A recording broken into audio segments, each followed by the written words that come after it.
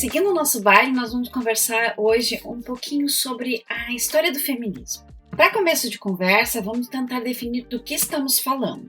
O feminismo é um movimento social, filosófico e político muito plural, que ao longo da história tem feito um esforço para afirmar aquilo que deveria ser óbvio, mas não é. Mulheres e homens devem ter direitos iguais. Os feminismos consideram que essa igualdade só será atingida quando mulheres tiverem autonomia sobre o próprio corpo e participação igualitária nas diversas esferas da vida social. Peraí, eu falei antes que a gente vai conversar um pouquinho, né? É só um pouquinho mesmo. A gente ia precisar de muito mais do que apenas um vídeo curto para dar conta dessa história.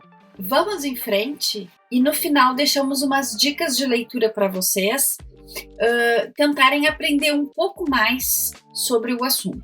E agora me diz, você tem 15 minutinhos para ouvir a palavra do feminismo?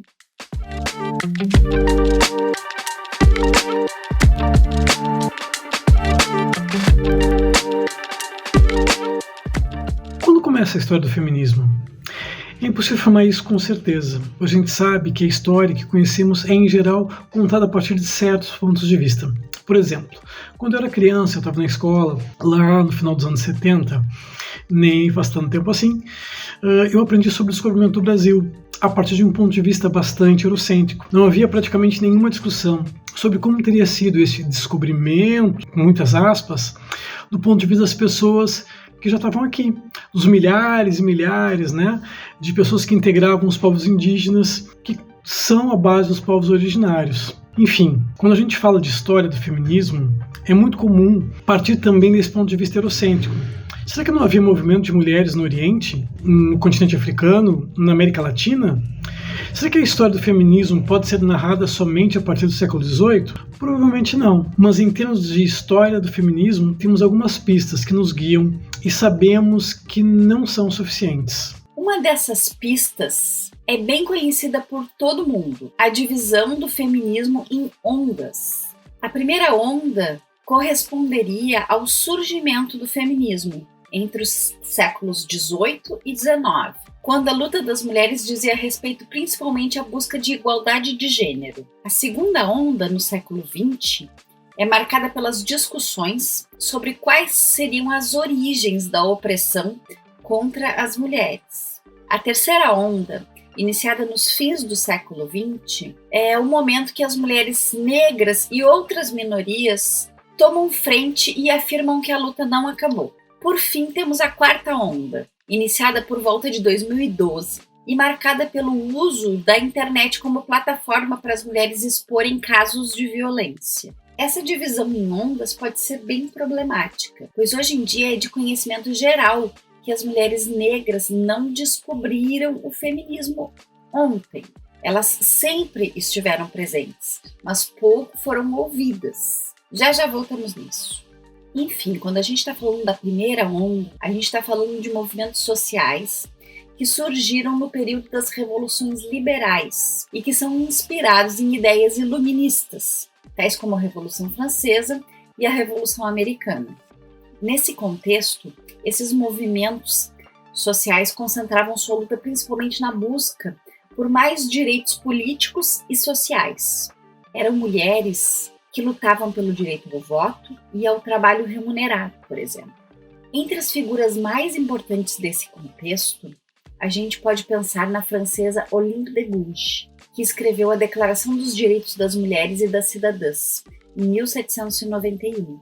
Esse texto é basicamente uma reação à famosa Declaração dos Direitos do Homem e do Cidadão, escrita por um grupo de parlamentares franceses, no contexto daquela revolução deles que saiu decapitando geral. Só para vocês terem ideia do teor do texto da Olympe de Gouges, o artigo 1º da tal Declaração dos Direitos do Homem diz assim: os homens nascem e são livres e iguais em direitos.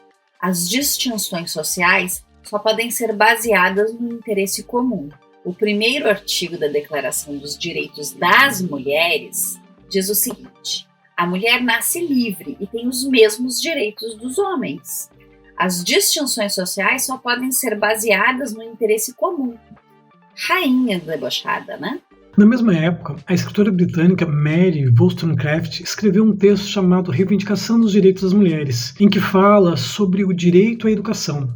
Basicamente, ela argumenta que a suposta inferioridade intelectual das mulheres não é um dado natural, mas sim um efeito da baixa escolarização a que elas tinham acesso. Um detalhe triste sobre a biografia de Mary é que ela, infelizmente, morreu 11 dias após dar à luz a sua segunda filha, Mary Shelley, que se tornaria uma das escritoras mais famosas no mundo, a autora de Frankenstein, considerado o primeiro livro de ficção científica da história, né, com aquele toque de terror. Olhando em retrospecto, nem tudo são textos geniais e biografias interessantes na primeira onda do feminismo. Quando a gente olha para o contexto, fica claro que este era um movimento de mulheres brancas, educadas e criadas em condições materiais muito favorecidas. Um dos textos que nos abre os olhos para isso é o famoso discurso "E eu não sou uma mulher?", proferido de improviso pela ativista estadunidense Sojourner Truth na época das lutas dos movimentos sufragistas. Sojourner nasceu escravizada, mas escapou para a liberdade com a sua filha pequena em 1826. Ela estava participando de uma convenção dos direitos das mulheres em Ohio em 1851, quando fez o discurso que ficou famoso por expor como as mulheres negras não chegam a ser consideradas mulheres, não tendo direito ao trabalho remunerado, à educação e ao voto, que começam a se tornar direitos das mulheres brancas. Em uma das passagens mais famosas do discurso, ela diz: "Aquele homem ali disse que as mulheres precisam ser ajudadas a subir nas carruagens e suspensas em valas e ter o melhor lugar de todos os lugares. Ninguém nunca me ajuda a subir nas carruagens, ou sobre poças de lama, ou me dá o melhor lugar. E eu não sou uma mulher?" É impressionante e revoltante como esse discurso é relevante até hoje. Enquanto a primeira onda do feminismo focava principalmente no sufrágio e na derrubada de obstáculos legais à igualdade de gênero, a segunda onda do feminismo ampliou o debate para uma gama muito maior de questões: sexualidade, família, mundo do trabalho, direitos reprodutivos, desigualdades legais e culturais. Para vocês terem ideia da importância das lutas feministas nesta época, basta pensar que a comercialização de pílulas anticoncepcionais e algumas das primeiras legislações que combatiam a violência doméstica começaram nesse período. Tem duas citações muito famosas que são marcos da segunda onda do feminismo. A primeira delas é "Ninguém nasce mulher, torna-se mulher". Essa frase está no livro O Segundo Sexo, da autora francesa Simone de Beauvoir, publicado em 1949. Ele é considerado até hoje o marco inicial da segunda onda do feminismo. O que Simone de Beauvoir está querendo dizer é que aquilo que entendemos por mulher não é um dado natural, mas sim uma construção social. Parece muito com o conceito de gênero, que foi elaborado mais de 10 anos depois, que nos mostra o quão relevante é o pensamento de Beauvoir. Outra frase famosa que marca esse período é "o pessoal é político", cuja autoria se perdeu, mas que ficou muito popular por dar nome a um ensaio publicado em 1969 pela autora Carol Kanisch. Essa frase nos faz pensar nas relações que existem entre as nossas experiências pessoais e as estruturas políticas maiores. No contexto da segunda onda do feminismo, a gente pode entender essa frase como um desafio aos papéis tradicionais de gênero. Por exemplo, a ideia de que uma mulher pode ser infeliz sendo dona de casa e mãe era visto como um problema privado. A ideia de que o pessoal é político nos mostra que esses problemas pessoais das mulheres, como a sua vida sexual e reprodutiva e o cuidado e a educação dos filhos, por exemplo, são questões sociais que precisam de intervenção política para que mudanças sejam feitas. O pessoal é político nos mostra que a política está em jogo, mesmo em circunstâncias e relações muito pessoais. Além de provocar muitos avanços no que se refere à igualdade nos âmbitos profissionais e da representatividade, a segunda onda do feminismo também chamava a atenção para a violência doméstica e sexual, além de lutar pela criação de abrigos para vítimas dessas violências e por mudanças nas leis de custódia e divórcio.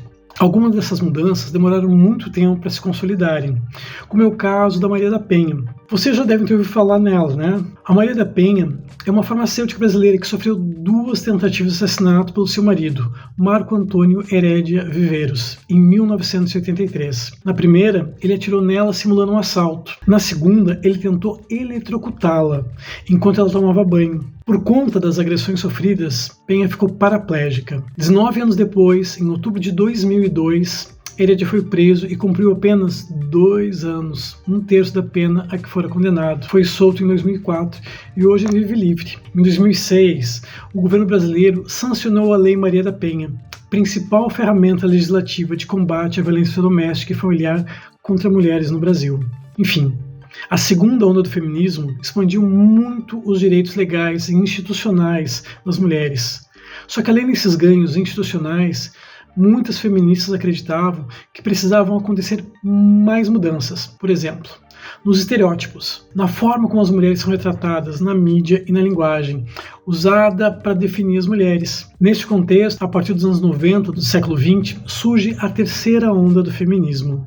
Tudo começou quando a escritora estadunidense Rebecca Walker escreveu em 1992 um artigo chamado Tornando-se a Terceira Onda. Nesse texto, ela declara ter ingressado em uma nova onda do feminismo, que reconhecia e desafiava o racismo, o preconceito de classe e o machismo ainda dominantes na nossa sociedade.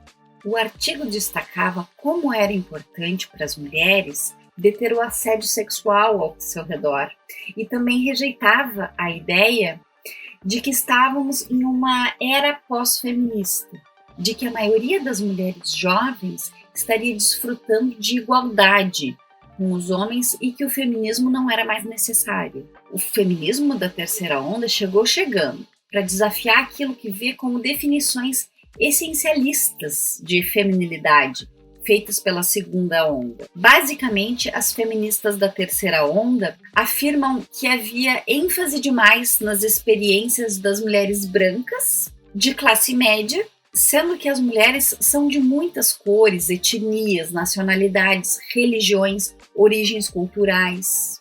Assim, a terceira onda do feminismo está relacionada com o surgimento de várias correntes e teorias, tais como interseccionalidade, o ecofeminismo, o transfeminismo e a teoria queer. Para algumas pessoas, essa grande profusão de diferentes pensamentos feministas é justamente o que define essa onda.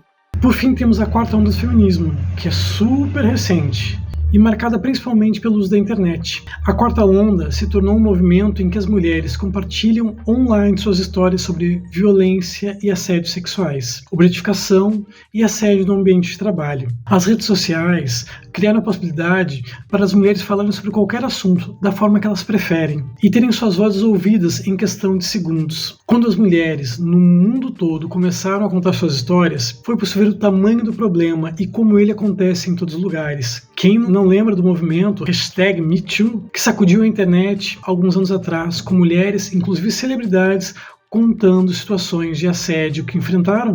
Ou do enorme grupo de Mulheres contra Bolsonaro, criado no Facebook na época das eleições de 2018? Eram milhões de mulheres. O movimento foi tão grande que acabou repercutindo em enormes manifestações nas ruas, poucos dias antes das eleições. Bueno, isso aqui conseguimos contar para vocês da história do feminismo em um vídeo. Esperamos que vocês tenham gostado.